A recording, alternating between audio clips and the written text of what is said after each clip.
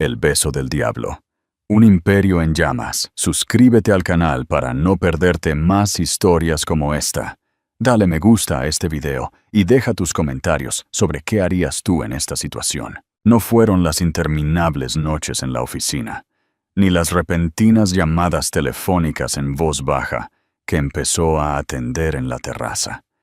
Ni siquiera fue el sutil y desconocido aroma a jazmín que a veces se adhería a la chaqueta de su traje.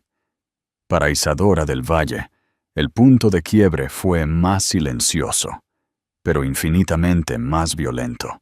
Fue una única y perfecta mancha de lápiz labial carmesí en el cuello blanco impecable de la camisa de su esposo. No una mancha, no un error, sino una marca de traición deliberada, casi artística. En el silencio estéril de su ático de lujo en Madrid, ese beso silencioso gritó más fuerte que cualquier confesión. Y fue la única prueba que necesitó para reducir a ceniza su imperio de 1.000 millones de euros. El ático se sentía como una jaula dorada, suspendida a 80 pisos sobre Madrid. Desde este punto de vista, la ciudad era un tapiz silencioso y brillante. Su caos y ruido se volvían hermosos y distantes. Era una metáfora perfecta de la vida de Isadora. Durante los últimos 3 años, había sido la señora de Mateo Soler, esposa del enigmático, implacable y deslumbrantemente apuesto CEO de Soler Global. El suyo era un cuento de hadas moderno, tejido en los telares de la bolsa y salpicado en las páginas de las revistas de moda y negocios. Él era el titán hecho a sí mismo, con instinto de depredador para los negocios. Ella era la historiadora de arte, con una gracia tranquila que parecía calmar su energía inquieta. Ahora, con 7 meses de embarazo de su primer hijo, un varón, Isadora sentía que los barrotes dorados de la jaula se cerraban sobre ella. El embarazo había sido una sorpresa gozosa, una promesa de algo real y tangible en un mundo construido sobre precios de acciones y percepción pública. Mateo había estado extasiado. Su habitual comportamiento reservado se derretía cada vez que ponía una mano sobre su abdomen creciente. Le susurraba promesas a su hijo por nacer, promesas de poder, de un mundo que pondría a sus pies.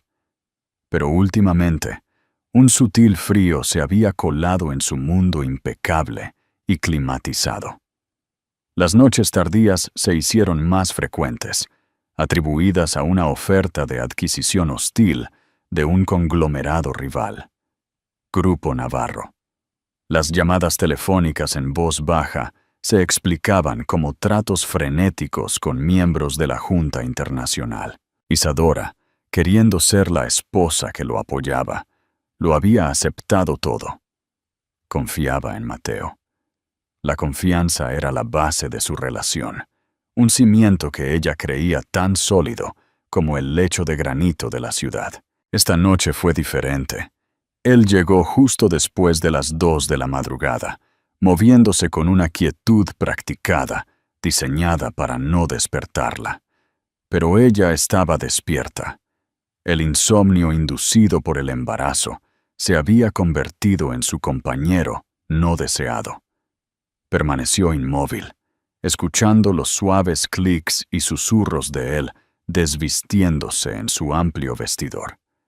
El aire estaba denso con una tensión tácita que no podía nombrar. Cuando finalmente se deslizó en la cama, el aire frío del pasillo lo siguió.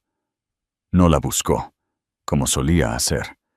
Simplemente se acostó boca arriba, su respiración inquietantemente regular, incluso para un hombre supuestamente exhausto, después de una jornada laboral de 16 horas. Noche dura, murmuró ella en la oscuridad, su voz un poco ronca por el sueño.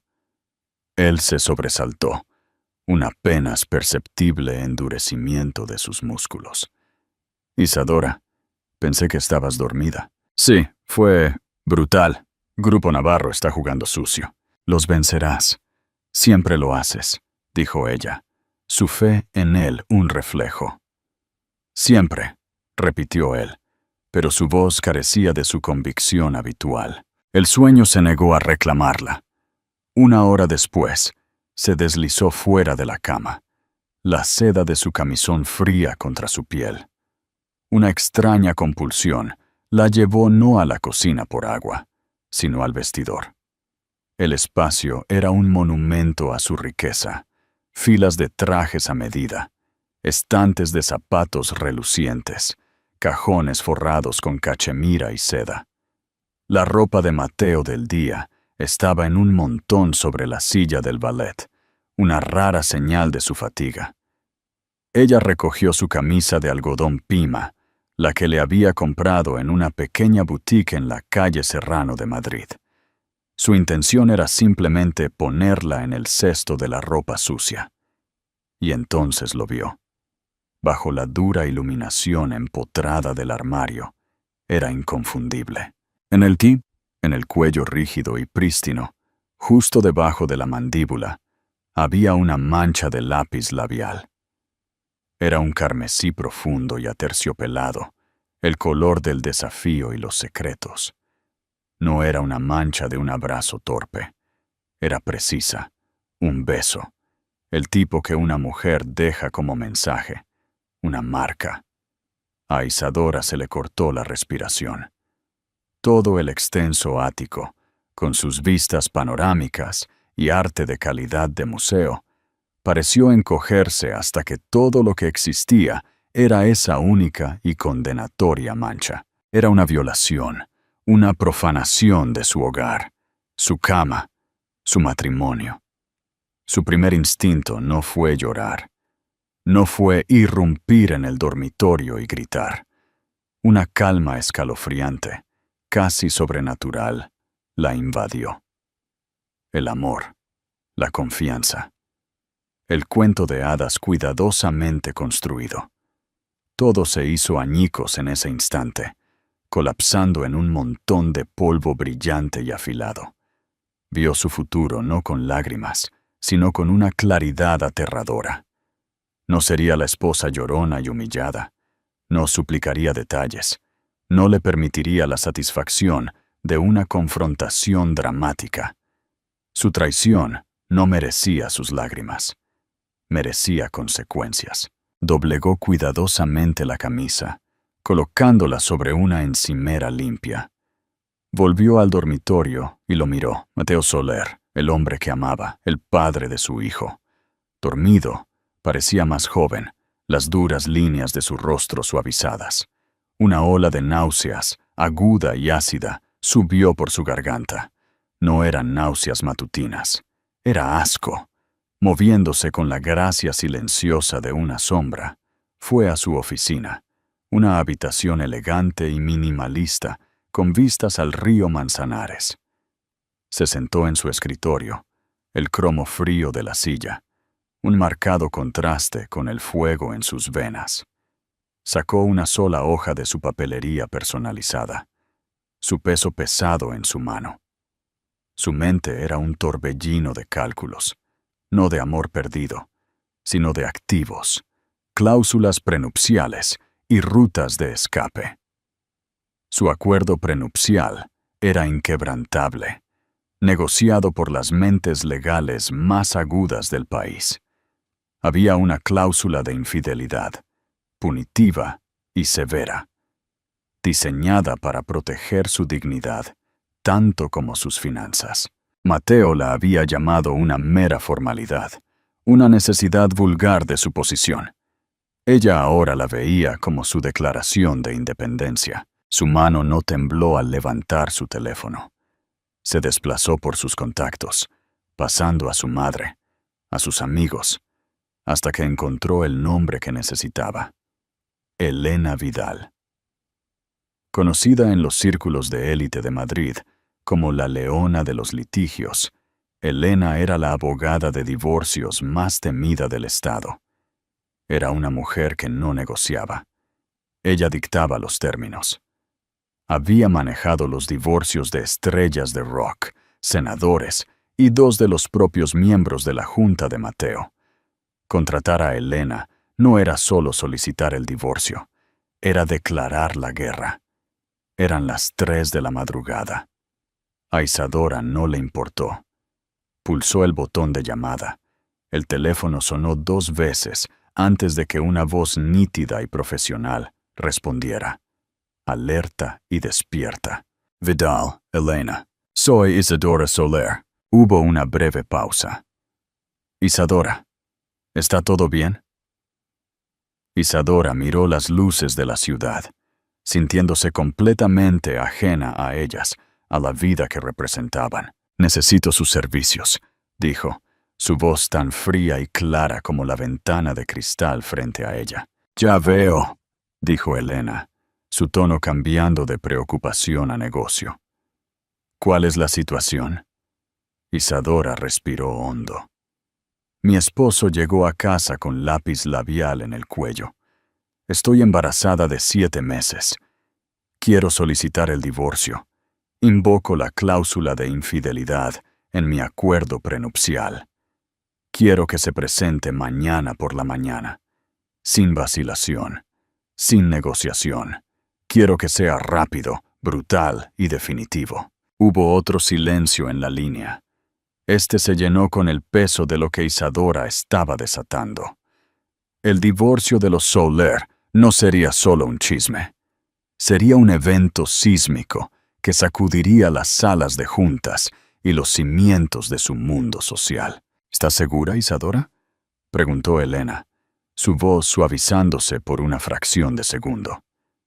Una vez que este proceso comienza, es un tren de carga. No hay forma de detenerlo. Isadora pensó en la mancha carmesí, un testimonio silencioso de una vida secreta. Pensó en las promesas susurradas a su vientre embarazado, ahora sin sentido. Pensó en su hijo y en el tipo de madre que necesitaba ser, no una víctima, sino una superviviente. Estoy segura, dijo, su voz desprovista de cualquier emoción. Quémalo todo. No olvides darle a me gusta si sientes la fuerza de Isadora. ¿Crees que Mateo merece una segunda oportunidad? Déjanos tu opinión en los comentarios. Mateo se despertó con el silencio desconocido de una cama vacía. El espacio a su lado estaba frío, las sábanas intactas. Frunció el ceño, extendiendo una mano como para confirmar su ausencia. La luz del sol, dura e implacable, se colaba por un hueco en las cortinas opacas automáticas, iluminando motas de polvo bailando en el aire. Eran las 8:30 de la mañana. Se había quedado dormido. ¡Isadora!, llamó, su voz ronca por el sueño. Silencio. Se sentó, un dolor sordo comenzando detrás de sus ojos. El día anterior había sido un borrón de negociaciones hostiles y amenazas veladas de Ricardo Navarro, el anciano patriarca de Grupo Navarro. El hombre era un dinosaurio, pero uno peligroso. Mateo se frotó la cara, sacando las piernas de la cama.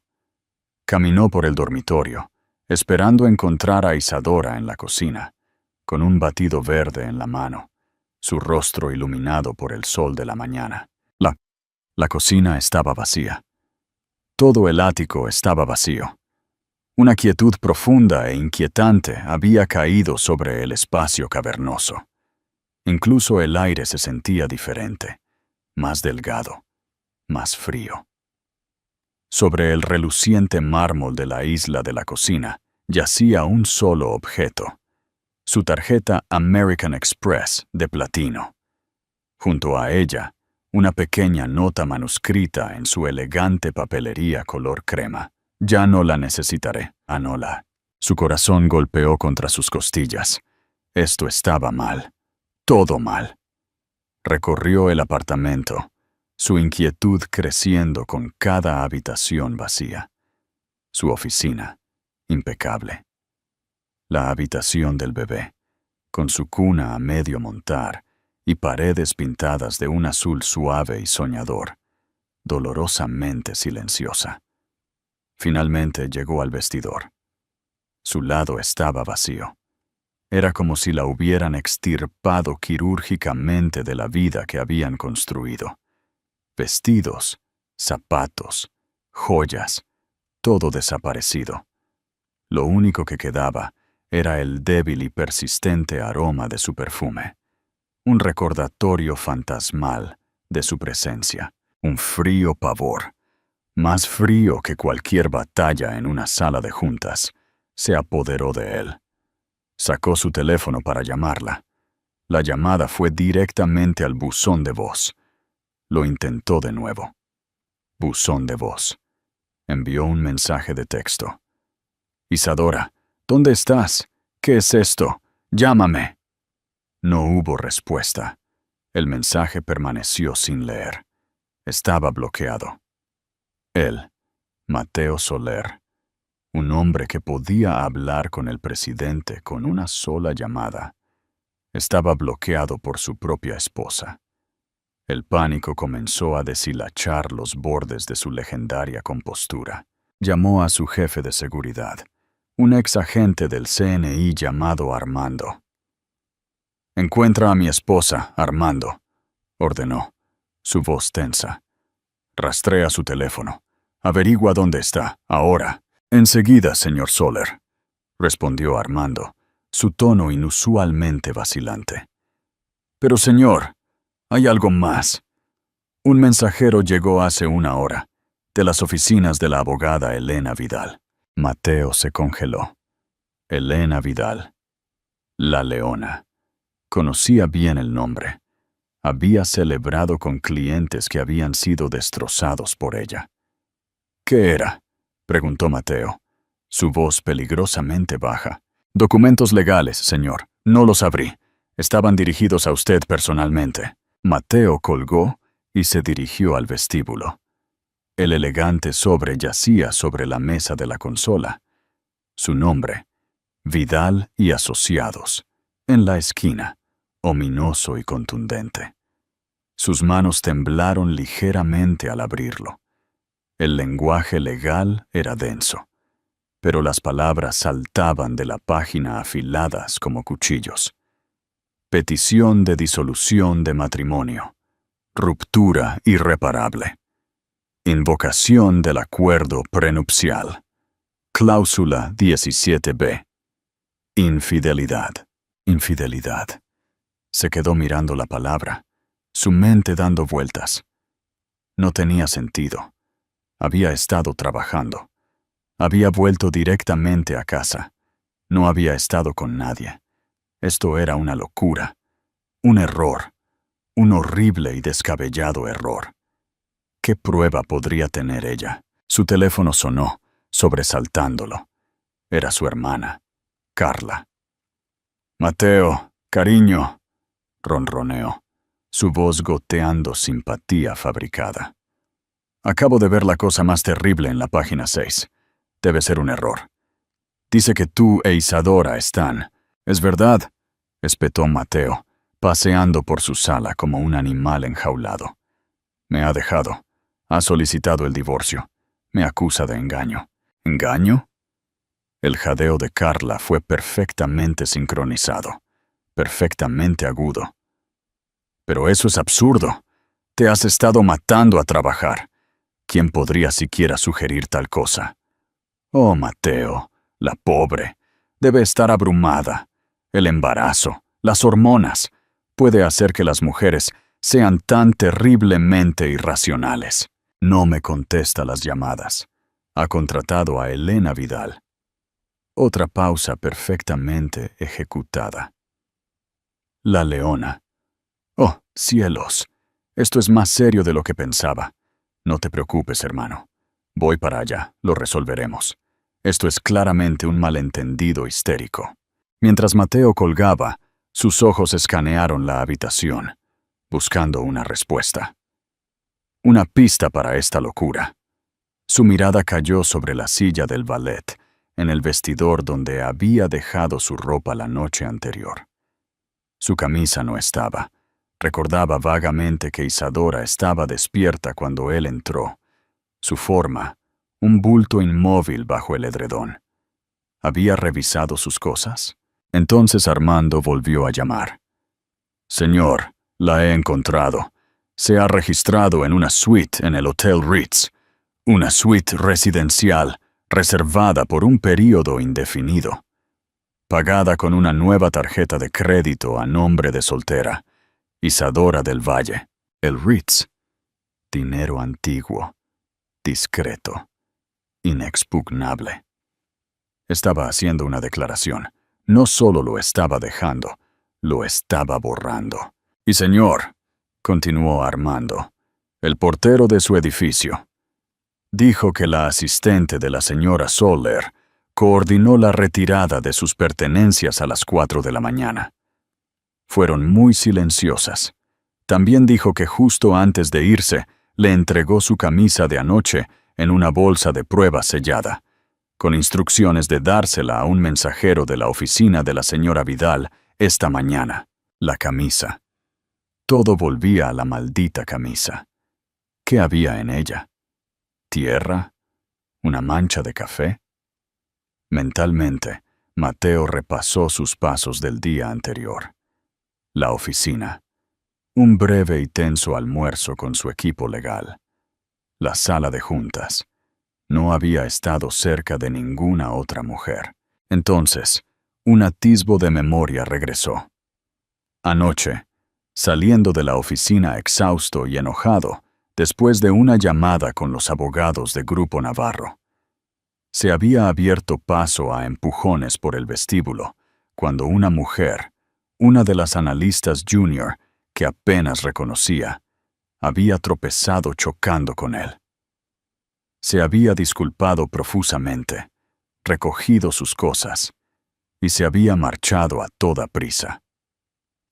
No fue nada, un momento fugaz e insignificante. ¿Pudo haber sido eso? ¿Una transferencia de perfume? ¿Un mechón de pelo? Parecía imposible. El timbre sonó. Era Carla, entrando, envuelta en una nube de perfume caro y con una expresión de grave preocupación. Era hermosa, con el mismo cabello oscuro y penetrantes ojos azules que Mateo. Pero donde los suyos eran intensos, los de ella eran fríos y calculadores. Lo abrazó fuertemente. «Oh, pobre de ti», arrulló, acariciándole la espalda. «Déjame ver esos papeles. Lucharemos contra esto. Ella está siendo ridícula». Mientras él le entregaba la petición de divorcio, ella la escaneó con su dedo perfectamente manicurado, deteniéndose en la cláusula 17b. Infidelidad. Leyó en voz alta, frunciendo el ceño. Debe tener algún tipo de prueba, Mateo. Incluso una mujer hormonal necesita un catalizador. Piensa. ¿Hubo algo? ¿Alguien? ¡No!, rugió, el sonido resonando en el silencioso ático. «Nada. Estaba en el vestíbulo. Una chica chocó conmigo. Eso es todo. No es nada». Los ojos de Carla se agudizaron. ¿Una chica? ¿Quién? ¿Qué aspecto tenía? No lo sé. Rubia joven, creo. Una analista. Fue por una fracción de segundo, Carla. No significa nada. Carla se acercó a la vasta ventana que daba a la ciudad. Una fracción de segundo es todo lo que se necesita, hermano. Una rubia joven y bonita. Un hombre cansado y poderoso. Es una historia tan antigua como el tiempo. Y una historia que Elena Vidal pintará con colores muy vívidos para un juez. Se volvió hacia él, su expresión una máscara de devoción fraternal. Necesitas encontrar a esta chica. Necesitas que firme una declaración jurada. Necesitas controlar esta narrativa antes de que te destruya. La Junta estará asustada. El acuerdo con Grupo Navarro está en un punto crítico. Tu vida personal está a punto de convertirse en una responsabilidad muy pública y muy cara. Él sabía que ella tenía razón, pero su mente no estaba en la Junta ni en el acuerdo. Estaba en Isadora, en el espacio vacío a su lado en su cama. en el hijo que estaba a punto de perder antes de tener la oportunidad de abrazarlo. «Necesito hablar con ella», dijo. Su voz ronca. «No puedes», dijo Carla suavemente. «Ha puesto una pared de abogados. La única forma de llegar a ella ahora es a través de ellos. Y para eso, necesitas influencia. Necesitas refutar su acusación». Colocó una mano fría sobre su brazo. «No te preocupes. Te ayudaré. Somos lobos. No solo recibimos un golpe, devolvemos el mordisco». Pero mientras pronunciaba esas palabras de lealtad, un pequeño brillo triunfante en sus ojos azules pasó desapercibido para su angustiado hermano. El plan estaba funcionando perfectamente. Las oficinas de Vidal y Asociados ocupaban los 2 últimos pisos de un edificio de piedra caliza en el Paseo de la Castellana, un bastión de poder tranquilo e intimidante. La decoración no era opulenta, sino severa. Todo ángulos agudos, mármol gris y arte abstracto que parecía juzgarte. Era un espacio diseñado para hacer que incluso los multimillonarios se sintieran pequeños. Isadora se sentó frente a Elena Vidal en un vasto escritorio de obsidiana. Elena, de unos 50 y tantos años, tenía el cabello gris hierro cortado en un bob severo y vestía un traje de precisión militar. Sus ojos, del color de un mar tormentoso, no se perdían nada. «La petición ha sido presentada y entregada», afirmó Elena, su voz un zumbido bajo y constante. «Mateo Soler está oficialmente notificado. La camisa está de camino a un laboratorio forense que utilizamos. Tendremos un análisis completo de la sustancia, incluyendo la composición química de la marca y el número de lote probable. Al final del día». Isadora asintió, sus manos fuertemente agarradas a un vaso de agua. Se sentía extrañamente incorpórea, como si estuviera viendo una película de su propia vida. «Su reacción será doble», continuó Elena, entrelazando los dedos. «Primero, negación e intentos de contactarte directamente. Suplicará, racionalizará e intentará manipularte emocionalmente. Has hecho bien en bloquearlo. Mantén el silencio de radio. Toda comunicación debe pasar por mí. Segundo, lanzará su propia investigación. Intentará encontrar la fuente del lápiz labial. Desplegará toda la fuerza aterradora de sus recursos para construir una contranarrativa». «¿Y si afirma que fue un accidente?», preguntó Isadora, su voz apenas un susurro. «Una mancha en un cuello no es un accidente, es una intimidad», dijo Elena, su mirada inquebrantable. «A los ojos del tribunal, y lo que es más importante, en el contexto de tu acuerdo prenupcial, la carga de la prueba recae en él para demostrar su inocencia. Una tarea muy, muy difícil». Como si fuera una señal, la asistente de Elena zumbó por el intercomunicador. «Señora Vidal, tengo a Marcos Torres en la línea para usted, de Soler Global». Marcos Torres, el abogado principal de Mateo y su mano derecha. El Bulldog. Los labios de Elena se curvaron en una especie de sonrisa. «Justo a tiempo. Pásamelo». Pulsó el botón del altavoz. «Elena, confío en que está teniendo una buena mañana». La voz de Marcos retumbó, llena de una falsa cordialidad. «Está resultando bastante rentable, Marcos», respondió Elena secamente. «¿A qué debo el placer? Vamos a dejarnos de tonterías.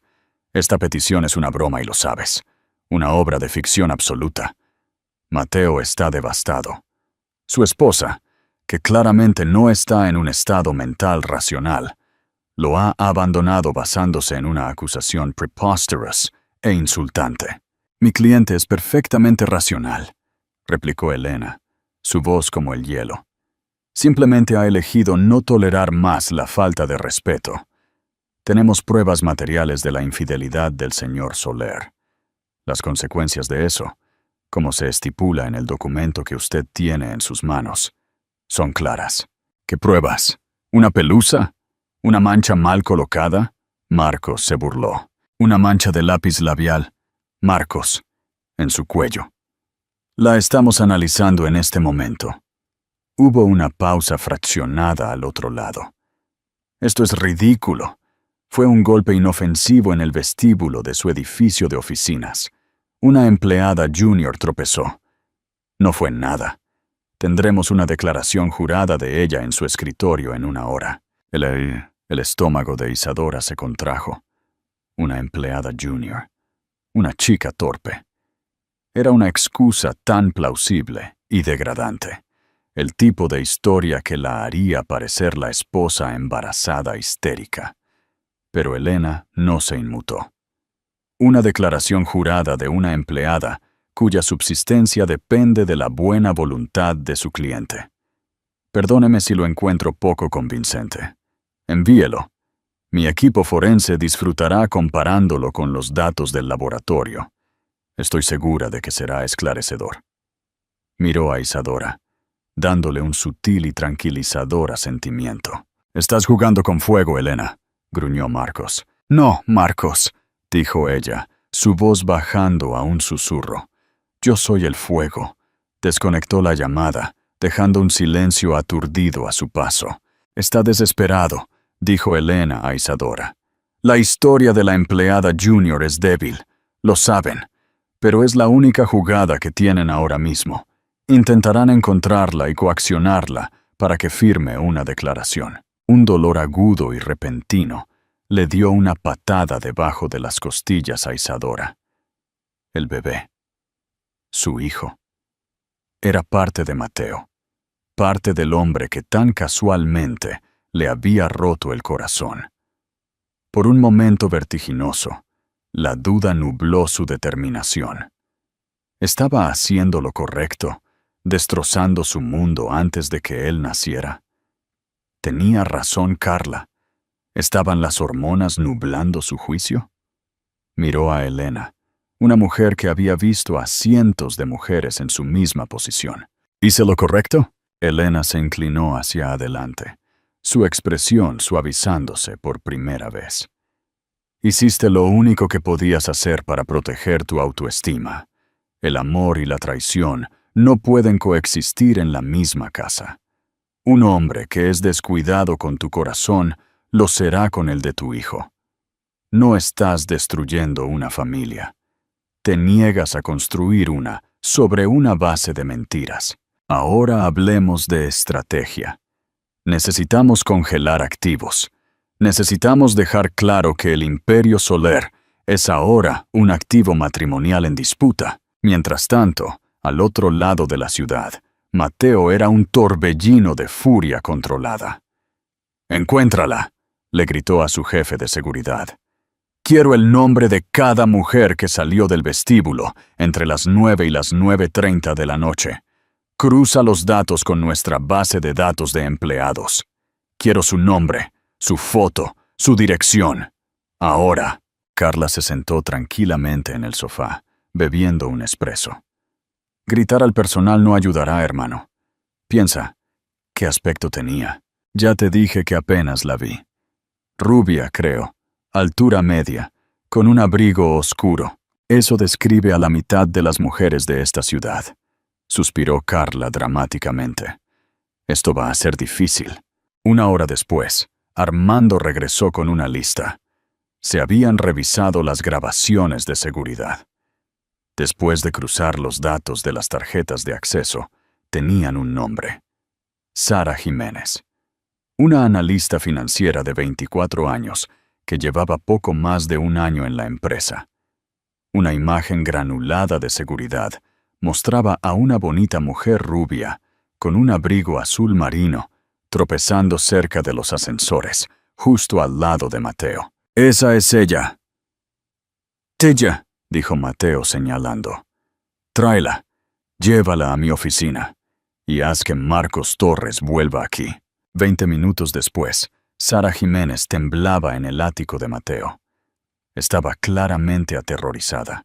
sus ojos muy abiertos por el miedo, mientras miraba a Mateo Soler, a su hermana y a su abogado principal. «Señorita Jiménez», comenzó Marcos, su voz engañosamente suave. «Necesitamos su ayuda para aclarar un malentendido. ¿Recuerda haber chocado con el señor Soler en el vestíbulo anoche?» «Sí, señor», balbuceó ella. «Lo siento mucho». Tropecé. Mi tacón se enganchó en la alfombra. «Está bien», dijo Mateo, forzando una calma que no sentía. «Señorita Jiménez, ¿por casualidad me besó?» El rostro de Sara palideció. «¿Qué?» «No. Por supuesto que no.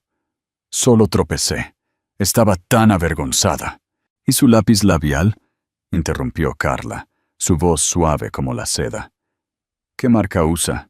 «Yo, no lo sé. Revlon, creo que se llama tarta de cereza». Carla le lanzó una mirada a Mateo. Una marca barata de droguería. Plausible. «Señorita Jiménez», dijo Marcos, deslizando un documento sobre la mesa de café. «Esto es una declaración jurada. Establece que usted chocó con el señor Soler accidentalmente, que no hubo contacto personal o íntimo, y que cualquier transferencia de cosméticos fue completamente incidental y desconocida para ambas partes. Necesitamos que lo firme». Sara miró el documento, luego a las 3 poderosas figuras que la miraban. Sus ojos se movieron por la opulenta habitación. Era una analista junior. Estas personas podían destrozar su carrera con una sola llamada telefónica. «Yo», dudó. «Por supuesto, estaríamos muy agradecidos por su cooperación, Sara», dijo Carla, su voz cargada de significado. «Un ascenso, quizás, un traslado a la oficina de Londres, que tanto ha deseado. Una bonificación significativa para compensarla por este inconveniente». La oferta flotó en el aire, una mezcla de soborno y amenaza. Sara tomó el bolígrafo. Su mano temblaba. Firmó. Mientras la escoltaban, Marcos Torres miró a Mateo. «Esto ayuda. Nos da una narrativa. Pero es su palabra contra la mancha. Todo depende de lo que encuentre el laboratorio de Elena». Más tarde esa noche, llegó la llamada. El número privado de Elena Vidal parpadeó en el teléfono de Isadora. Estaba en el Ritz, acurrucada en un asiento junto a la ventana, con vistas al Parque del Retiro, una taza de té de manzanilla intacta a su lado. «Isadora», la voz de Elena estaba tensa. «Tengo el informe del laboratorio». «¿Y?», preguntó Isadora, su corazón latiendo con fuerza. «La composición es inusual. Es una fórmula de alta pigmentación y larga duración, con una base de cera de abejas y aceite de jojoba. Muy cara. Pero la clave es la nota de fragancia. Contiene un absoluto raro de jazmín de hierba y una molécula sintética llamada ambroxan». «¿Qué significa eso?» «Significa», dijo Elena lentamente, «que el lápiz labial en la camisa de Mateo no es tarta de cereza de Revlon. No es Chanel, ni Dior, ni Tom Ford. Es una mezcla personalizada. Solo hay un perfumista en Madrid que usa ese absoluto de jazmín específico en sus creaciones cosméticas a medida. Un hombre llamado Jean-Pierre Dubois». La sangre de Isadora se heló. Una mezcla personalizada. Esto no era una mancha accidental de una analista torpe. Esto era deliberado, planeado. «La historia de la chica en el vestíbulo es una mentira», susurró Isadora. «Es una fabricación completa diseñada para engañarnos», confirmó Elena. «Alguien se tomó muchas molestias para crear un lápiz labial específico y asegurarse de que terminara en la camisa de tu esposo. Esto ya no es un simple caso de infidelidad, Isadora». Elena hizo una pausa, dejando que el peso de sus siguientes palabras se asimilara. «Esto es una conspiración. La trama se complica. ¿Quién crees que está detrás de todo esto? Déjanos tus teorías en los comentarios. No olvides suscribirte y activar la campanita para el desenlace. La revelación de que el lápiz labial era una creación a medida cambió todo el panorama de la guerra. Para Isadora, fue un giro aterrador. La traición ya no era un acto de pasión simple, aunque doloroso, de su esposo. Era un complot frío y calculado. Pero, ¿quién era el arquitecto? ¿Y Mateo era un participante o solo otro peón? La duda, una semilla venenosa, comenzó a brotar. ¿Pudo haber sido tan tonto como para usar un lápiz labial personalizado rastreable en una aventura? Parecía descuidado para un hombre cuya vida era un testimonio de una planificación meticulosa. Sus conversaciones con Elena adquirieron una nueva urgencia. «Necesitamos averiguar quién encargó ese lápiz labial a Jean-Pierre Dubois», afirmó Elena, su voz aguda por teléfono. «Él es notoriamente discreto. Su lista de clientes es un quién es quién de la élite de esta ciudad. No hablará sin presión». «¿Qué tipo de presión?», preguntó Isadora. «La legal», respondió Elena. «Voy a presentar una citación para sus registros. Puede cooperar con nosotros o puede explicar sus acciones a un juez.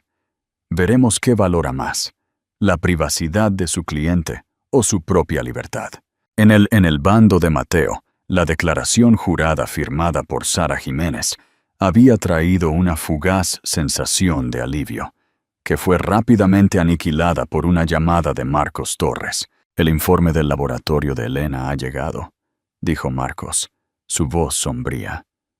Mateo podía escuchar la tensión. «El lápiz labial no es Revlon. Es algún tipo de mezcla personalizada única». Mateo sintió que el suelo se hundía bajo sus pies. «¿Qué? Eso es imposible». «La ciencia dice lo contrario, Mateo. Vidal sabe que nuestra historia sobre la analista es una mentira. Está citando al perfumista que lo hizo, un tipo llamado Dubois. Parecemos tontos en el mejor de los casos y conspiradores en el peor. No solo nos pillaron en una mentira, nos pillaron en una mentira estúpida». La mente de Mateo corría. La chica, Sara Jiménez, era un callejón sin salida, un peón. El lápiz labial era la clave. Alguien se lo había puesto. Pero, ¿quién y por qué? La adquisición de Grupo Navarro era la respuesta obvia. Ricardo Navarro era un tipo sucio de la vieja escuela. Crear un escándalo para desestabilizar al CEO de Soler Global durante una oferta hostil era exactamente su tipo de movimiento.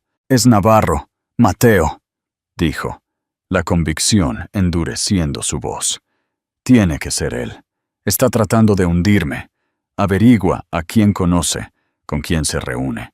Quiero ojos sobre él, sobre su familia, sobre sus ejecutivos». Carla, que había estado escuchando en silencio desde el otro lado de la habitación, dio un paso adelante. «Por supuesto, es Ricardo Navarro, cariño. Es una víbora. Esto tiene sus huellas dactilares por todas partes. Mientras tú y Marcos se centran en él, déjame ver qué puedo averiguar sobre este Jean-Pierre Dubois. Un toque femenino podría ser más efectivo. Apelaré a sus sensibilidades artísticas, de creadora a creadora». Mateo asintió, agradecido por la postura proactiva de su hermana. «Bien, hazlo. Averigua para quién hizo ese lápiz labial».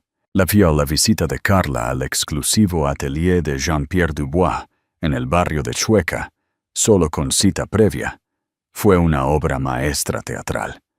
El estudio era una sinfonía de cristal, cromo y aromas exóticos. Dubois, un hombre pequeño, impecablemente vestido y con un don para lo dramático, se mostró inicialmente reacio. «La privacidad de mi cliente es mi voto más sagrado», declaró, agitando una delicada mano. Carla sonrió, su encanto convertido en arma. «Monsieur Dubois, no estoy aquí como abogada. Estoy aquí como mecenas de las artes. Su trabajo es legendario, pero ahora está en el centro de una batalla legal muy fea y muy pública. Mi hermano, Mateo Soler, está siendo incriminado, y su creación, su arte, es el arma que se está usando contra él. Se inclinó, su voz un susurro confidencial. Elena Vidal ya lo ha citado. Usted conoce su reputación. Arrastrará su nombre y los nombres de todos sus clientes por el barro. Pero si usted, discretamente, nos ayudara a identificar a la persona que encargó este tono carmesí específico, podríamos hacer que todo este desafortunado asunto desapareciera. Mi hermano es un hombre poderoso. Su gratitud es un activo considerable. Dubois palideció al mencionar la citación. Su negocio prosperaba con la discreción. Una batalla legal pública sería ruinosa. Miró a la hermosa y persuasiva mujer que tenía delante. Hizo un cálculo. La mezcla de la que habla, dijo vacilante. Jazmín de hierba con ambroxan. La llamo le baiser du diable, el beso del diablo. Solo la he hecho para una cliente. ¿Y quién es esa?, preguntó Carla, su corazón latiendo con fingida anticipación. Fue encargada hace 3 semanas. La cliente pagó en efectivo. No dio un nombre. El rostro de Carla decayó. Sin nombre, una descripción, algo. Era formidable, recordó Dubois. Alta, elegante, con cabello oscuro. Siempre usaba gafas de sol Chanel. Tenía una voz baja y dominante. Dijo que quería un lápiz labial que fuera inolvidable. Un lápiz labial que pudiera iniciar una guerra. Carla salió del atelier con una sensación de triunfo. La descripción era perfecta.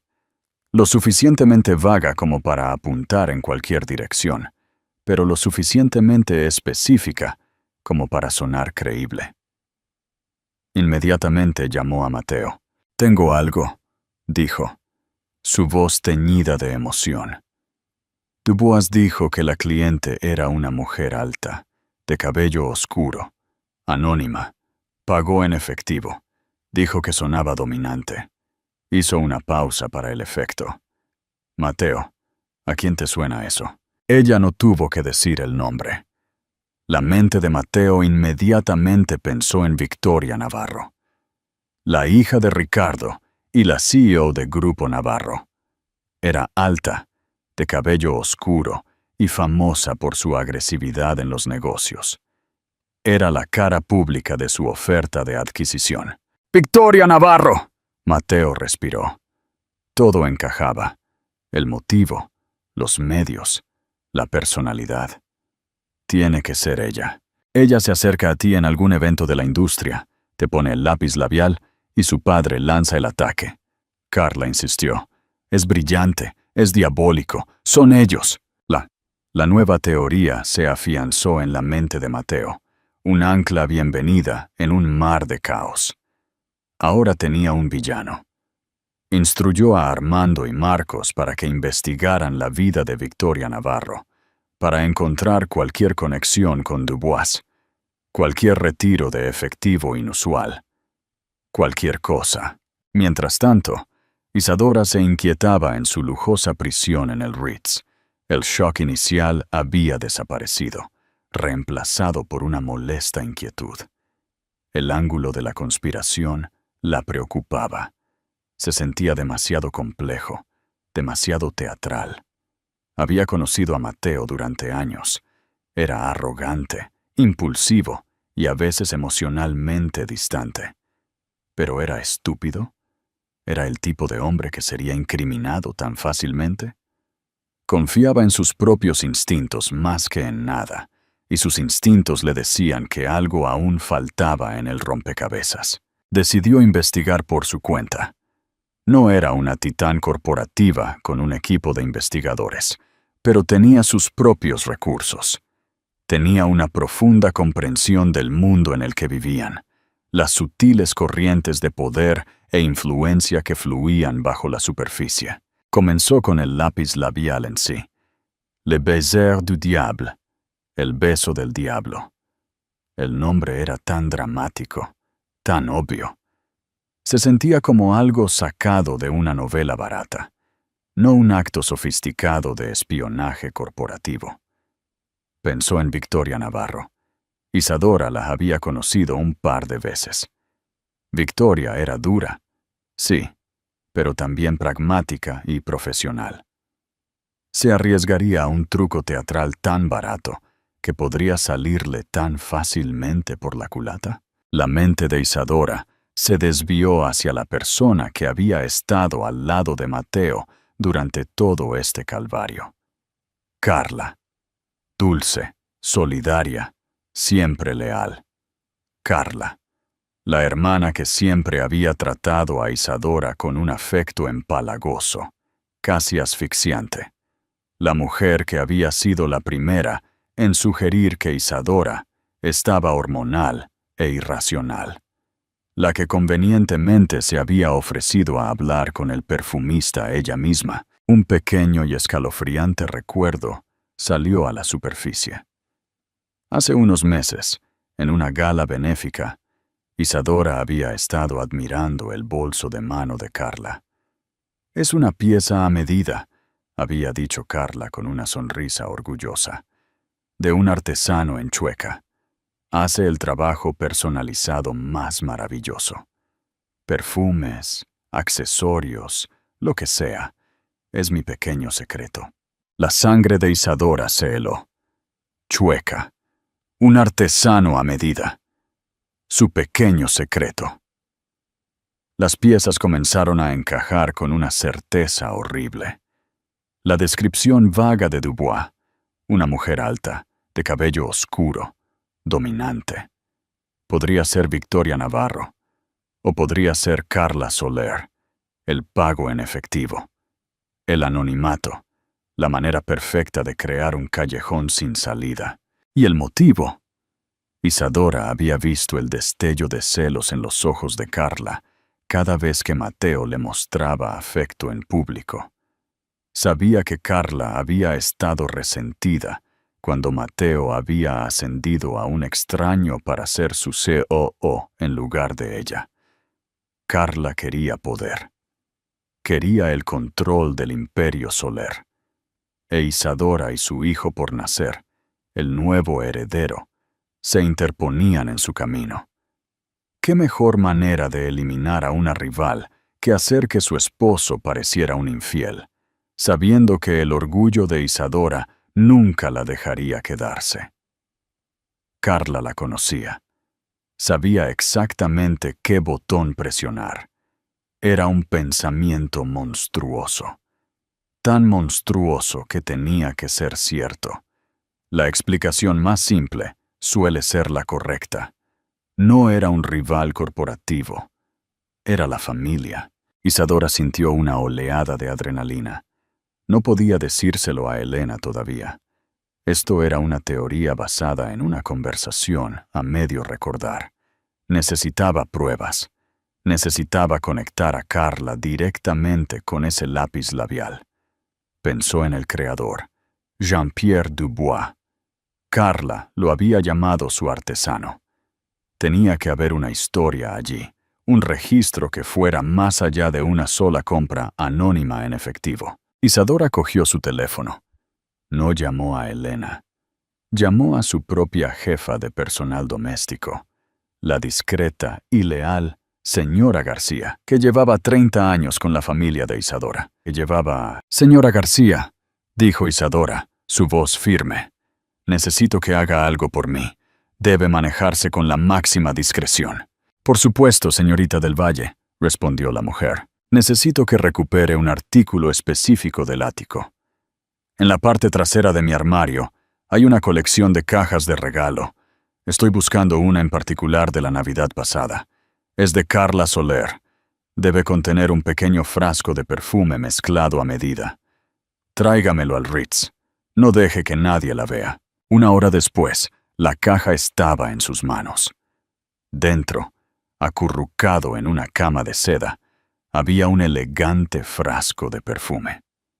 Junto a él, una pequeña tarjeta en relieve. «Querida Isadora, Un pequeño detalle de mi artesano favorito para la tuya. Que tu año esté lleno de hermosos aromas. Con todo mi amor, Carla. En la parte posterior de la tarjeta, con elegantes letras en relieve, estaba la marca del artesano. Dubois, Création sur mesure. Chueca. Era la conexión, la prueba. No del lápiz labial, sino de la relación. Carla no solo había descubierto a Dubois, era una clienta de mucho tiempo. Su afirmación de simplemente ir a ayudar a su hermano era una mentira. Las manos de Isadora estaban firmes mientras fotografiaba la tarjeta. Envió la foto a Elena Vidal con una sola línea de texto. Olvida a Victoria Navarro. Hemos estado buscando a la mujer equivocada. El giro inesperado. ¿Quién diría que la traición vendría de tan cerca? Comenta si te sorprendió tanto como a nosotros. Y no olvides darle a me gusta y compartir este video. Elena Vidal miró la foto de la tarjeta de presentación de Dubois enviada por Carla Soler a Isadora. No era una prueba irrefutable, pero era una contradicción directa a la narrativa que el equipo de Mateo estaba construyendo. Carla no había sido una extraña útil investigando una pista. Era una clienta conocida del artesano en el centro de la conspiración.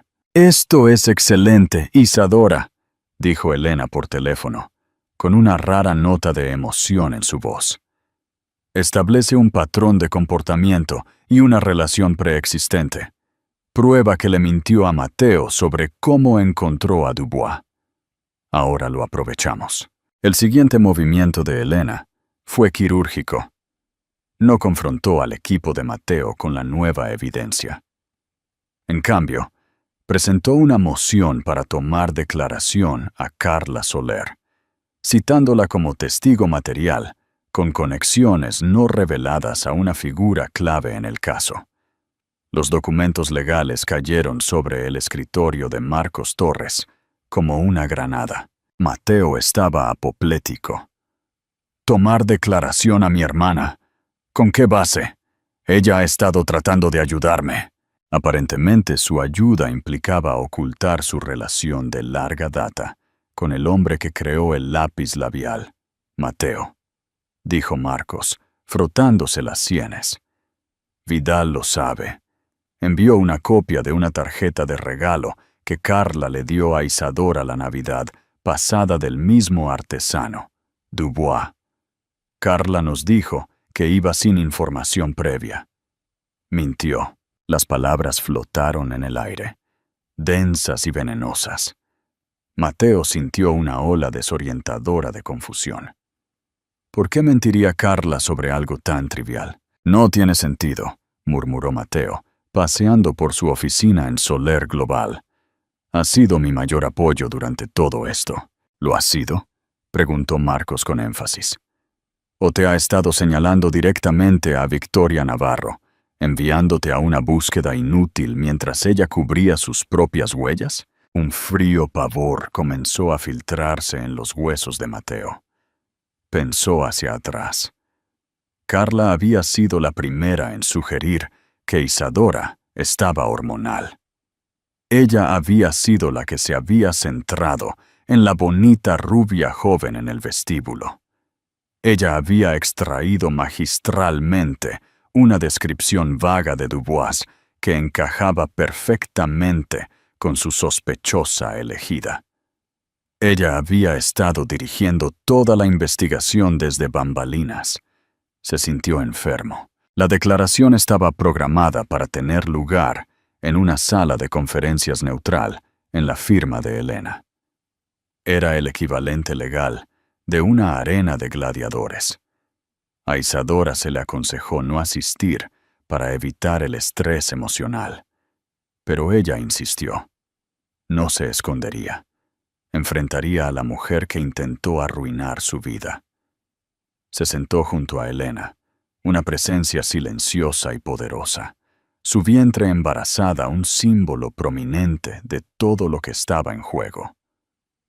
Mateo se sentó con Marcos, con aspecto demacrado y perdido. Al otro lado de la mesa, Carla lucía impecable en un traje elegante y a medida, su expresión de educada perplejidad, como si fuera víctima de un terrible error administrativo. Elena comenzó su interrogatorio engañosamente suave. Estableció la relación de Carla con su hermano, su posición dentro de la familia, su conocimiento de su vida matrimonial. Luego pasó a la noche del incidente. «Señorita Soler», dijo Elena, su voz uniforme, «usted se ofreció a ayudar a su hermano a investigar los orígenes de la mancha de lápiz labial, ¿correcto?» «Sí. Mi hermano estaba angustiado. Lo amo. Quería ayudar», dijo Carla suavemente. «Y en su deseo de ayudar, visitó el atelier de Monsieur Jean-Pierre Dubois». «Lo hice. ¿Fue esa la primera vez que conoció o contrató los servicios de Monsieur Dubois?» Los ojos de Carla parpadearon por un nanosegundo hacia Mateo. «Sí. Encontré su nombre a través de una simple búsqueda en línea de perfumistas de alta gama en Chueca». Fue la mentira crítica. Elena hizo una pausa, dejando que el silencio se extendiera. Luego sacó una funda de plástico transparente que contenía la tarjeta de regalo. «Señorita Soler, ¿puede identificar esta tarjeta?» Carla la miró, su compostura finalmente cediendo. Un ligero rubor le subió por el cuello. Parece ser una tarjeta que le envié a mi cuñada. Una tarjeta de su artesano favorito, Monsieur Dubois, enviada la Navidad pasada, meses antes de que usted afirmara haberlo descubierto por primera vez en línea. ¿Puede explicar esta discrepancia al tribunal?» El aire en la habitación era eléctrico. Marcos Torres se llevó las manos a la cabeza. Mateo miró a su hermana. Su rostro, una máscara de horror incipiente. «Yo lo olvidé», balbuceó Carla, su voz perdiendo su calidad sedosa. «Fue un pequeño regalo. Se me olvidó». «¿Lo olvidó?», repitió Elena, su voz goteando incredulidad.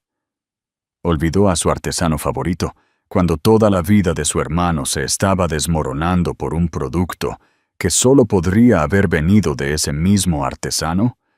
Eso parece improbable». Elena siguió presionando, implacable. «Hablemos de la descripción que obtuvo de Monsieur Dubois, una mujer alta, de cabello oscuro, dominante. Una descripción que usted usó inmediatamente para señalar a su hermano hacia su rival de negocios, Victoria Navarro. Él dijo que era una mujer que encajaba con esa descripción». Carla espetó, su compostura destrozada. «¿Lo hizo?». Los ojos de Elena se entrecerraron. «Porque tomamos declaración a Monsieur Dubois esta mañana, bajo juramento». Después de que se le presentara evidencia de su clientela de larga data, su memoria de repente se volvió mucho más clara. Testificó que usted, Carla Soler, lo visitó hace 3 semanas. Testificó que pagó más de 5,000 euros en efectivo para encargar un lápiz labial que usted llamó Le Baiser du Diable. Incluso recordó que usted se rió y dijo que quería un color que pudiera terminar un matrimonio. Un jadeo colectivo recorrió la habitación. Se acabó. La mentira estaba completamente expuesta. Carla se levantó de un salto, su rostro contorsionado por la rabia. «Está mintiendo. Ese hombrecito está mintiendo para salvar su propio pellejo». «Entonces, su testimonio es que un artesano respetado está perjurándose». «¿Por qué razón?», preguntó Elena con calma. Pero Carla no miraba a Elena. Su mirada furiosa y llena de odio estaba fija en Isadora. «¡Tú!», chilló, señalando con un dedo tembloroso. «Todo esto es tu culpa. Entraste en nuestra familia y me lo quitaste todo. Me quitaste a mi hermano. Me quitaste mi lugar. Él era mi familia, y tú lo hiciste débil. Vi la forma en que te miraba a ti, a tu precioso vientre de bebé. Iba a dártelo todo a ti, a tu hijo. El legado, el nombre, la empresa. ¿Y yo? Soy una Soler. Me lo merecía más. La confesión, cruda y venenosa, se derramó en la estéril sala de conferencias. Toda pretensión había desaparecido. Todo lo que quedaba eran los celos feos y supurantes que habían motivado todo el complot. Mateo se levantó lentamente de su silla, su rostro ceniciento. Miró a su hermana como si la viera por primera vez. La mujer que pensó que había sido su aliada más firme era su mayor enemiga. No había sido traicionado por un extraño o un rival. Había sido traicionado por su propia sangre. Giró la cabeza y miró a Isadora. Su expresión no era de triunfo, era de profunda y cansada tristeza. Vio el dolor en sus ojos, el dolor que él había ignorado tan arrogantemente, y finalmente comprendió su origen. El lápiz labial no era sobre sexo, era sobre una crueldad íntima y calculada diseñada para destruir lo único que finalmente había empezado a valorar más que su empresa, su familia. Dio un paso hacia ella, con la mano extendida, la boca abierta para hablar, para disculparse, para suplicar. Pero Isadora simplemente se puso de pie, hizo un ligero, casi imperceptible movimiento de cabeza a Elena y salió de la habitación sin mirar atrás. La puerta se cerró detrás de ella, dejando a Mateo solo entre las ruinas de su vida, con el eco del odio de su hermana y el silencio ensordecedor de la esposa que ya había perdido. El final que nadie esperaba. ¿Crees que Isadora hizo lo correcto? Comparte este video con tus amigos y suscríbete para más historias que te dejarán sin aliento. Las consecuencias de la confesión de Carla fueron un colapso frío y silencioso. La declaración terminó abruptamente, y Carla, expuesta y venenosa, fue escoltada, su nombre convirtiéndose instantáneamente en sinónimo de sórdido psicodrama familiar. El imperio Soler, una vez inexpugnable, era ahora solo una dinastía fracturada. Mateo permaneció inmóvil en la sala de conferencias, asfixiado por el peso de la traición. No era solo la incriminación, era la escalofriante precisión del ataque de su hermana. Ella había convertido en armas sus defectos, su adicción al trabajo, su orgullo, su distancia emocional. Sabía que la fuerza y el respeto propio de Isadora serían el mecanismo del éxito del plan. Carla no había contado con que la inteligencia de Isadora fuera más aguda que su malicia. En la semana que siguió, Mateo actuó con una brutalidad definitiva. Carla fue despojada de su puesto en la junta, sus fondos y su posición social. La extirpó quirúrgicamente de su mundo, no por ira, sino por una fría necesidad. Sin embargo, esta purga no hizo nada para llenar el vacío en su propia vida. El ático se sentía como un mausoleo, y la silenciosa y a medio montar habitación del bebé era un monumento a un futuro que había perdido. Finalmente comprendió que el lápiz labial no era sobre sexo. Era sobre una crueldad calculada, diseñada por su propia sangre. Envió cartas manuscritas a Isadora al Ritz, páginas de disculpas desesperadas, no por engaño, sino por su profundo fracaso en proteger su matrimonio. No pidió perdón, solo una sola conversación. Las cartas fueron devueltas sin abrir. Isadora, mientras tanto, estaba construyendo una fortaleza para ella y su hijo. Compró una magnífica casa adosada en el barrio de La Latina, un hogar cálido y lleno de carácter que era la antítesis del estéril ático. Fue allí, en medio del tranquilo trabajo de crear una nueva vida, donde procesó la verdad.